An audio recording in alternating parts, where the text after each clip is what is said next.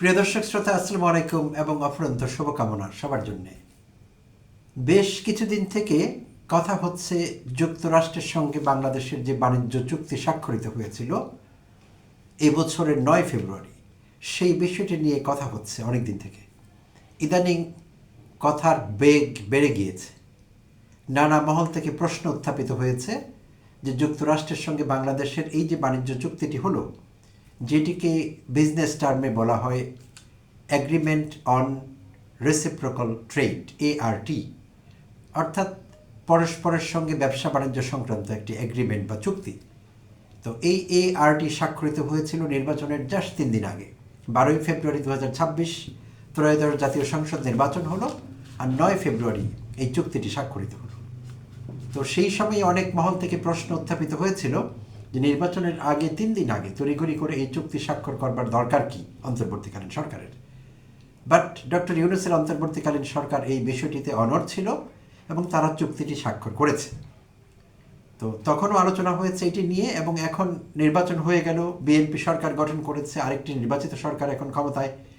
এখনও এই বিষয়টি নিয়ে কথা হচ্ছে বিভিন্ন মহলে বিভিন্নভাবে। তো এখানে দুটো পক্ষ আছে যারা প্রশ্ন তুলছে মোটা দাগে। একটি হলো, একটি পক্ষ সত্যিকার অর্থে জানতে চাইছে, তারা জাস্ট কিউরিয়াস, তারা দেশকে ভালোবাসেন, তারা জানতে চাইছেন যে বাংলাদেশের সঙ্গে যুক্তরাষ্ট্রের যে চুক্তিটি হলো সেই চুক্তিটি অসম হলো কিনা। যেমনটি আমরা দেখেছি আওয়ামী আমলে, শেখ হাসিনার আওয়ামী লীগ আমলে পুরো 15-16 বছর ভারতের সঙ্গে অনেক গোলামী চুক্তি হয়েছে। সেই চুক্তিগুলোতে একতরফা ভারত লাভবান হয়েছে, আমাদের কোনো লাভ হয়নি। তো সেরকম কিছু হলো কিনা, এই উৎকণ্ঠা বা উদ্বেগ অনেকের মধ্যে আছে। তো তারা জানতে চাইছে সরলভাবে যে আসলে বিষয়টি কী। আর আরেকটি পক্ষ আছে, তারা অন্তর্বর্তীকালীন সরকারকেই সহ্য করতে পারেনি, অর্থাৎ জুলাই অভ্যুত্থান তাদের কাছে অপ্রয়োজনীয় মনে হয়েছে। সংসদে তারা এখন বলছে আননেসেসারি জুলাই অভ্যুত্থান। তো সেই জুলাই অভ্যুত্থানকে আননেসেসারি মনে করা মানুষগুলোর জন্য অন্তর্বর্তীকালীন সরকার ফালতু। সেই সরকারের স্বাক্ষরিত সেই চুক্তি নিয়ে প্রশ্ন তুলতেই হবে, দরকার থাকুক বা না থাকুক। সো মোটা দাগে দুটো পক্ষ এখানে ইনভলভ। যাই হোক, বাট এই প্রশ্ন তুলবার অধিকার সবার আছে, এই দেশের যে কোনো নাগরিক চাইলে এই প্রশ্নটি তুলতে পারেন। সুপ্রিয় দর্শক শ্রোতা, সেই চুক্তি স্বাক্ষরের আগের একটু পটভূমি যদি আমরা ঘুরে আসি পেছনে, 2025-এর 2রা এপ্রিল যুক্তরাষ্ট্রের প্রেসিডেন্ট ডোনাল্ড ট্রাম্প তার নির্বাহী ক্ষমতা বলে পৃথিবীর তামাম দেশ, বাংলাদেশ সহ সব দেশের উপর পারস্পরিক শুল্কের একটি খড়গ ঝুলিয়ে দিলেন। তো সারা বিশ্ব স্তম্ভিত হলো তখন, কারণ ডোনাল্ড ট্রাম্প ঘোষণা দিলেন যুক্তরাষ্ট্রের সঙ্গে পৃথিবীর অন্যান্য দেশের যে ট্রেড ডেফিসিট আছে যুক্তরাষ্ট্রের প্রতিকূলে, সেটি অনেক দেশেরই, তো সেইটি তিনি ব্যালেন্স করতে চাইছেন। তাই যুক্তরাষ্ট্রের স্বার্থে মেক আমেরিকা গ্রেট অ্যাগেইন, মাগা, তার সেই মাগা কর্মসূচির অংশ হিসেবে তিনি রেসিপ্রোকাল ট্যারিফ আরোপ করলেন। তো তখন বাংলাদেশের ওপর শুল্ক আরোপ হলো 37%, আর ইতিপূর্বেই বা ইতিমধ্যেই আমরা 15% ট্যারিফ দিচ্ছিলাম, 15%-এর সঙ্গে যুক্ত হয়েছিল 37%। তো ওই অবস্থায় আমাদের অন্তর্বর্তীকালীন সরকারের প্রধান উপদেষ্টা অধ্যাপক ডক্টর মোহাম্মদ ইউনূস ডোনাল্ড ট্রাম্পকে ব্যক্তিগতভাবে চিঠি লিখেন। পৃথিবীর অন্যান্য দেশের রাষ্ট্র এবং সরকার প্রধানদের কেউ কেউ একইভাবে তার সঙ্গে ব্যক্তিগতভাবে যোগাযোগ করেন, চিঠি লিখেন, বা কেউ তাকে ফোন করেন এবং এই বিষয়টি রিভাইজ করবার জন্য অনুরোধ করেন। তো সেই অনুরোধের তোপের মুখে তিনি 3 মাসের জন্য বিষয়টি পিছিয়ে দিয়েছিলেন বা স্থগিত করেছিলেন। ঠিক 3 মাসের মাথায় জুলাইতে তার সেই ভূত আবার মাথাচাড়া দিয়ে ওঠে, আবার তিনি সেই বিষয়টি ফিরিয়ে আনেন এবং নতুন করে আবার শুল্ক আরোপ করেন বা রিভাইজড শুল্ক আরোপ করেন। কোনো কোনো দেশে কমান, কোনো কোনো দেশে বাড়িয়ে দেন কিছুটা। তো এরকমভাবে আবার তিনি শুরু করেন জুলাইতে 2025-এর। তো তখন শুরুতে আমাদের উপর যে 37% আরোপ করা হয়েছিল সেটি 2% কমিয়ে 35%-এ নিয়ে আসা হয়, গত বছর জুলাইয়ের কথা বলছি। তো তখন আমাদের দেশের বাণিজ্য উপদেষ্টা আমাদের বশির উদ্দিন সাহেব, আমাদের এখনকার পররাষ্ট্রমন্ত্রী, তখন অধ্যাপক ইউনূসের জাতীয় নিরাপত্তা উপদেষ্টা এবং রোহিঙ্গা বিষয়ক হাই রিপ্রেজেন্টেটিভ ডক্টর খলিল, এরা বিভিন্ন দফায় যুক্তরাষ্ট্রের কর্তৃপক্ষের সঙ্গে মিটিং করেছেন, আলোচনা করেছেন, কথা বলেছেন আমাদের শুল্ক আরও কমাবার জন্যে। তো নানাভাবে পরে দেখা গেল যুক্তরাষ্ট্র যে বিষয়টি ফাইন্ড আউট করেছে বা পিন পয়েন্ট করেছে যে তাদের সঙ্গে আমাদের দেশের বাণিজ্যের ঘাটতি ট্রেড ডেফিসিট একটি বিশাল ব্যাপার। প্রিয় দর্শক শ্রোতা, নিশ্চয়ই কারো কারো জানা আছে, তারপরে বলছি, আমাদের সঙ্গে যুক্তরাষ্ট্রের বাণিজ্যের যে ভলিউমটি সেটি হলো 800 কোটি মার্কিন ডলারের। তো 800 কোটি মার্কিন ডলারের মধ্যে 600 কোটি মার্কিন ডলার আমরা রপ্তানি করি যুক্তরাষ্ট্রে, আর 200 কোটি মার্কিন ডলারের পণ্য আমরা আমদানি করি। সো এখানে ট্রেড ডেফিসিট আমাদের অনুকূলে এবং যুক্তরাষ্ট্রের প্রতিকূলে। পৃথিবীর বিভিন্ন দেশের সঙ্গে কিন্তু আসলে বিষয়টি এভাবে আছে। তো এই অবস্থায় যুক্তরাষ্ট্র ইন্ডিকেট করেছে বিভিন্ন পর্যায়ে আমাদের উপদেষ্টা এবং অন্যদের সঙ্গে মিটিংয়ে যে এই ট্রেড ডেফিসিট কমাতে হবে যুক্তরাষ্ট্রের অনুকূলে। তো নানা দেন দরবার করে শেষে আমরা রাজি হলাম। কিছু কিছু বিষয় ইতিমধ্যে শুরু হয়েছে, যেমন আমরা গম, তুলা, সয়াবিন এইসব কৃষি পণ্য যুক্তরাষ্ট্র থেকে আমদানি করা শুরু করেছি, এবং উড়োজাহাজ নির্মাণ সামগ্রী বা অ্যাক্সেসরিজ, যন্ত্রপাতি এইসব বিষয়ে আমরা আমদানি করছি যুক্তরাষ্ট্র থেকে ট্রেড ডেফিসিট কমাবার জন্য। তো আর একটি বাণিজ্য চুক্তি স্বাক্ষরের কথাও আসলো, এবং সেটি স্বাক্ষরিত হলো, যেটি বলছিলাম শুরুতে, গত 9 ফেব্রুয়ারি। তো এই বাণিজ্য চুক্তির শর্তাবলী আমরা জানি না, কারণ এটি পাবলিক না, এটি গোপন আছে, আর মার্কিন যুক্তরাষ্ট্রের অনুমতি লাগবে সেটি প্রকাশ করবার জন্য। আর এই বিষয়টি কিন্তু শুধু বাংলাদেশের সঙ্গে এরকম তা না, মার্কিন যুক্তরাষ্ট্রের অনেক চুক্তি অনেক দেশের সঙ্গে আছে, সেগুলো অনেকগুলি প্রকাশিত না, কারণ দুই পক্ষ এগ্রি না করলে সেই চুক্তির টার্মগুলো প্রকাশ করা যায় না বাইরে। তো তাই আমাদের ক্ষেত্রে এরকম হয়েছে, চুক্তির টার্মগুলো আমরা সরাসরি জানি না, বাট পাইকারিভাবে আমরা বলছি যে বাংলাদেশ ঠকেছে, বাংলাদেশ একতরফা চুক্তি করেছে, সব এখানে যুক্তরাষ্ট্রের স্বার্থ দেখা হয়েছে, এইভাবে আলোচনা আসছে বিষয়টি। তো যাই হোক, তো আলোচনা কিন্তু ক্রমশ বেগবান হয়েছে। আমাদের দেশের বেশ কয়েকজন অর্থনীতিবিদ দাবি করেছেন এই চুক্তিটি নিয়ে আলোচনা করা হোক, এই চুক্তিটি সংসদীয় তদন্তের অধীনে আসুক, সংসদের শুনানি হোক এইটি নিয়ে। আচ্ছা, অতি সম্প্রতি আমাদের এমপি বা মেম্বার অফ পার্লামেন্ট রুমিন ফারহানাও দাবি করলেন সংসদে আলোচনা করবার জন্য এটি নিয়ে। আরও বিভিন্ন মহল থেকে কথা উঠেছে। তো এখন কথা হলো, এই বিষয়ে অতি সম্প্রতি কিছু ডেভেলপমেন্ট আমরা দেখতে পাচ্ছি, ইন্টারেস্টিং ডেভেলপমেন্ট। সেটি হলো ঠিকানায় খালিদ মহিউদ্দিন সম্প্রতি একটি টক শোতে ইন্টারভিউ করছিলেন অন্তর্বর্তীকালীন সরকারের প্রেস সচিব শফিকুল আলমকে। তো শফিকুল আলমকে খালিদ মহিউদ্দিন কিছু প্রশ্ন করেন এই বাণিজ্য চুক্তি সম্পর্কে। তো সেই প্রশ্নগুলোর খুব ট্রিকি কিংবা হেয়ালিপূর্ণ উত্তর দিয়েছেন আমাদের শফিকুল আলম।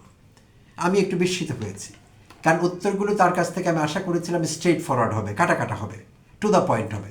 আমি অনেক ক্ষেত্রে দেখলাম তিনি হয় পরিস্থিতি এড়িয়ে যাওয়ার চেষ্টা করেছেন, না উনি হেয়ালি করে উত্তর দিয়েছেন। আমি ঠিক বুঝতে পারিনি কেন, কারণ শফিকুল আলমের কাছ থেকে এই বিষয়ে আমরা যেই বক্তব্য শুনব সেইটি সুনির্দিষ্ট হবে, এবং সেই বক্তব্যে আমরা আস্থা রাখতে চাই। তাই বলছিলাম যে তার উত্তরগুলো আমার কাছে মনে হয়েছে হেয়ালিপূর্ণ।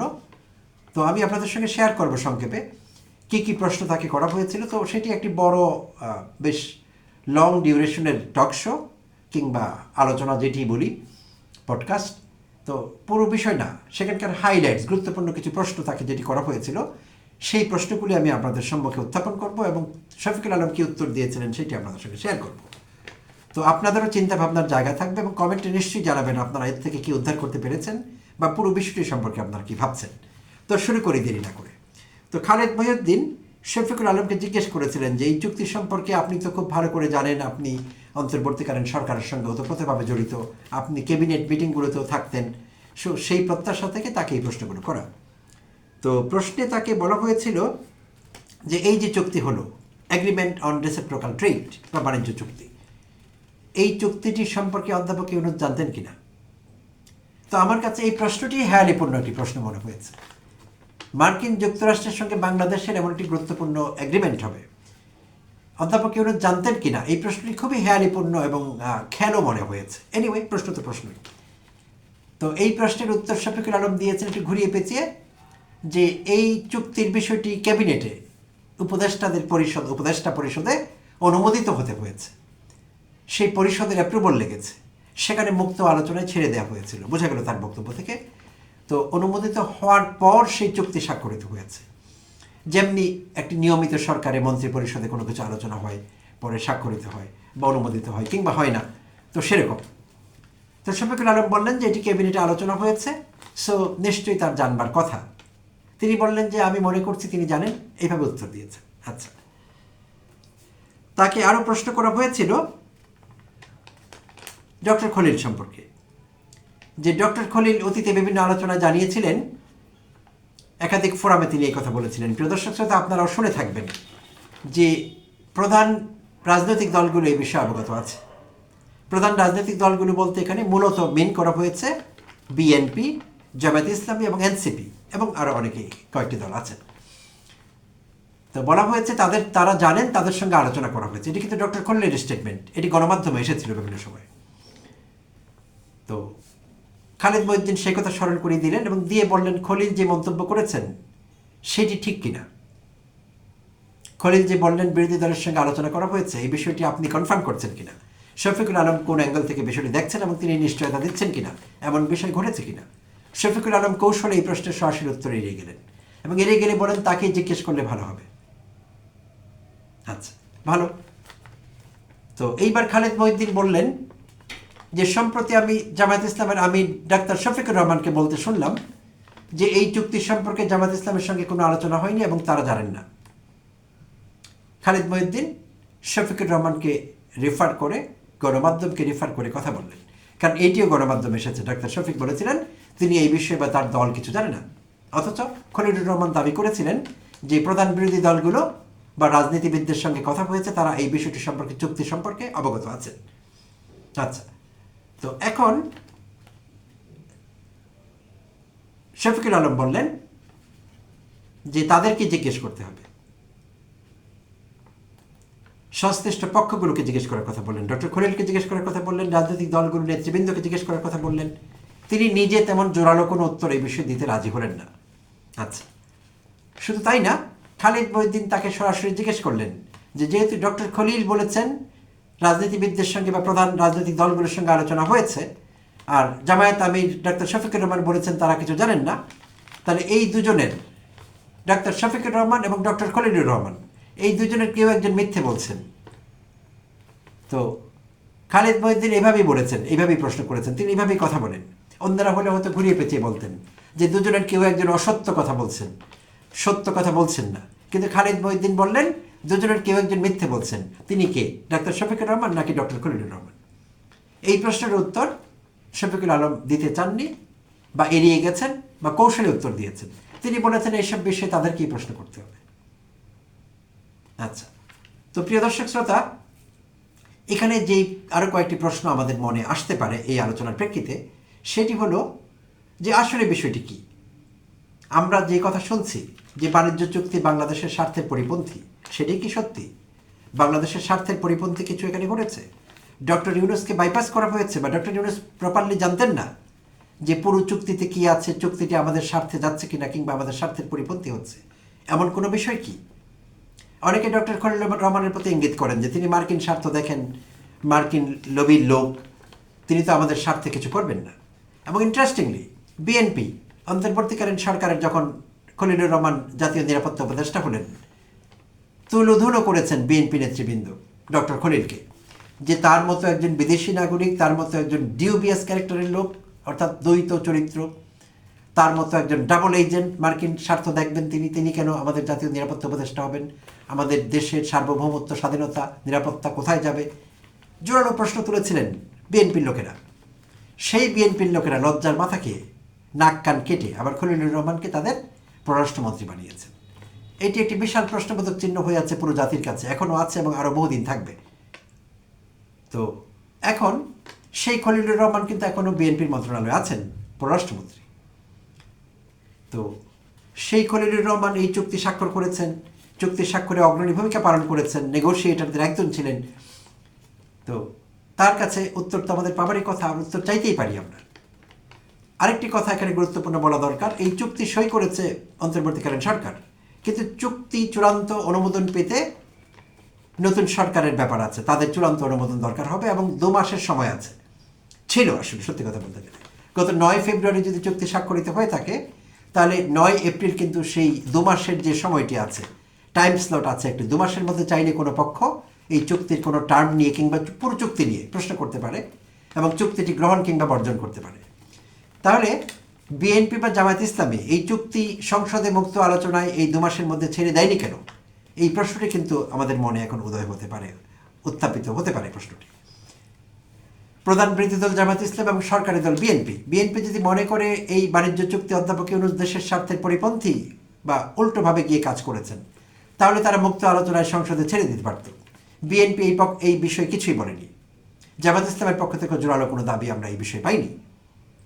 তাহলে আমরা ধরে নিব যে বাণিজ্য চুক্তি হয়েছে সেটি প্রধান বিরোধী দলগুলো, তখনকার বিরোধী দল যেহেতু সরকারে ছিলেন না তারা, বা রাজনৈতিক দলগুলো অনুমোদন করেছে, তারা জানতেন এবং তারা হ্যাঁ বলেছেন, সম্মতি দিয়েছেন। আর তাদের সম্মতিতেই অন্তর্বর্তীকালীন সরকার এই চুক্তিটি স্বাক্ষর করেছে। যদি তাই না হবে, তাহলে এই 2 মাস ধরে আমরা শুনছি এটি গণবিরোধী চুক্তি, দেশের স্বার্থ বিরোধী চুক্তি, তাহলে বিএনপি কিংবা জামায়াত এই চুক্তি বিষয়ে কথা বলতে পারতো, জোরালো আলাপ আলোচনা আনতে পারতো, তর্ক বিতর্ক হতে পারতো এই নিয়ে, এবং আমরা একটা সিদ্ধান্তে আসতে পারতাম। আমরা জানতে পারতাম আদৌ এই চুক্তিটি আমাদের দেশের জন্য কতটা লাভজনক, কতটা অপকারী। সেটি ঘটেনি। তো যেহেতু ঘটেনি, তাহলে আমরা ধরে নিব সব পক্ষই এখানে ইনভলভড, সব পক্ষ এটিকে ওকে করেছে। তাই অন্তর্বর্তীকালীন সরকারের দিকে অঙ্গুলি যারা তুলছেন, না তুলে তারা সবার দিকে অঙ্গুলি তুলতে হবে। সব পক্ষ এখানে, all parties involved and concerned, সবার দিকে অঙ্গুলি তুলতে হবে। শুধু অন্তর্বর্তীকালীন সরকার আর ডক্টর ইউনূস সেই গরিবের বউয়ের মতো, গরিবের বউ সবার ভাবি, সেটি গ্রহণযোগ্য না। আর সেটি করলে কোনো লাভ নেই। তখন যারা করবেন সেটি তাদের উদ্দেশ্য নিয়ে প্রশ্ন উত্থাপিত হবে, এটি স্বাভাবিক। প্রিয় দর্শক শ্রোতা, অনেক অনেক ধন্যবাদ জানবেন সঙ্গে থাকবার জন্য।